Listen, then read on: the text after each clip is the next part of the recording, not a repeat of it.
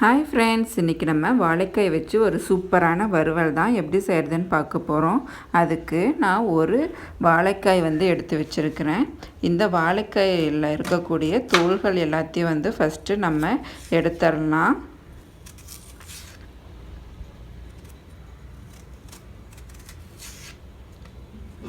இந்த மாதிரி ஒரு கத்தி வச்சு நல்லா அதில் இருக்கக்கூடிய தோல்கள் எல்லாத்தையும் எடுத்துக்கோங்க.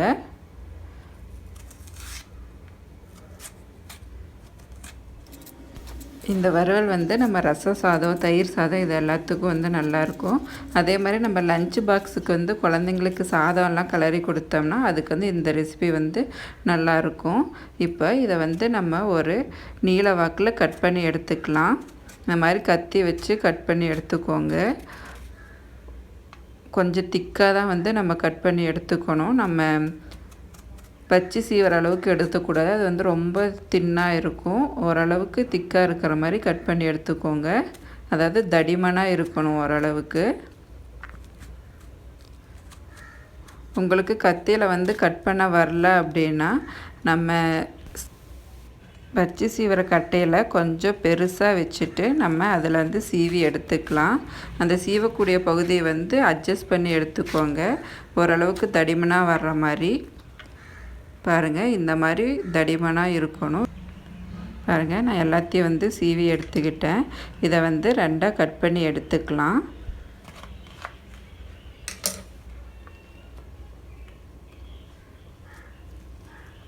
இப்போது இதில் தேவையான மசாலா எல்லாத்தையும் ஆட் பண்ணிவிட்டு நல்லா மிக்ஸ் பண்ணிக்கலாம்.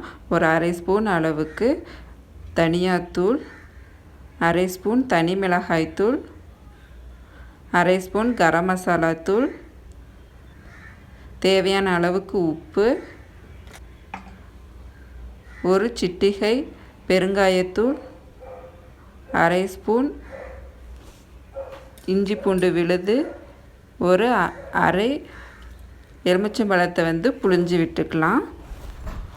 புழிஞ்சு விட்டுட்டு இது எல்லாத்தையும் சேர்த்து நல்லா மிக்ஸ் பண்ணி எடுத்துக்கலாம். நல்லா மிக்ஸ் பண்ணதுக்கப்புறமா ஒரு 10லேருந்து 20 நிமிஷம் வரைக்கும் இது நல்லா அந்த ஊறணும். இப்போ பாருங்கள், ஒரு 20 நிமிஷம் ஆயிடுச்சு. இப்போது ஒரு 3 டேபிள் ஸ்பூன் அளவுக்கு அரிசி மாவு எடுத்து வச்சுருக்கிறேன். இப்போது நம்ம ஆல்ரெடி மசாலா தடவி வச்சுருக்கக்கூடிய வாழைக்காய் துண்டுகளை இதில் போட்டு நல்லா பிரட்டி எடுத்துக்கலாம். இந்த மாதிரி எல்லா வாழைக்காய் துண்டுகளையும் மசாலா அரிசி மாவில் நல்லா பிரட்டி எடுத்துக்கோங்க. இப்போ ஒரு தோசைக்கல்லில் நல்லா எண்ணெய் தடவி வச்சுக்கலாம்.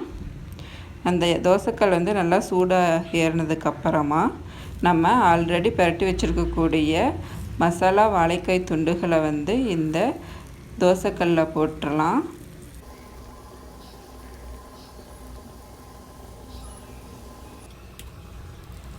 இப்போ அது மேலே தேவையான அளவுக்கு எண்ணெய் விட்டுக்கலாம்.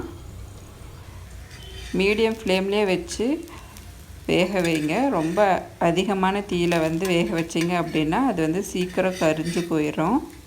அதனால் மிதமான தீயிலேயே வச்சு வேக வைங்க.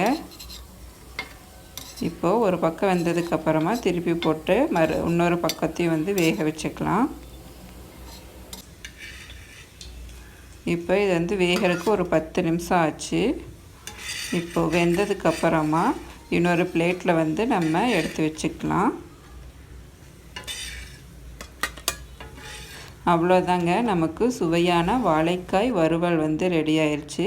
கண்டிப்பாக இந்த ரெசிபி உங்கள் வீட்டில் ட்ரை பண்ணி பாருங்கள். ட்ரை பண்ணி பார்த்துட்டு எப்படி இருக்குன்னு கமெண்டில் சொல்லுங்கள். இந்த ரெசிபி உங்களுக்கு பிடிச்சிருந்தா மறக்காமல் நம்ம ஃபுட் அண்ட் பாக்ஸ் சேனலை சப்ஸ்கிரைப் பண்ணுங்கள். தேங்க்யூ.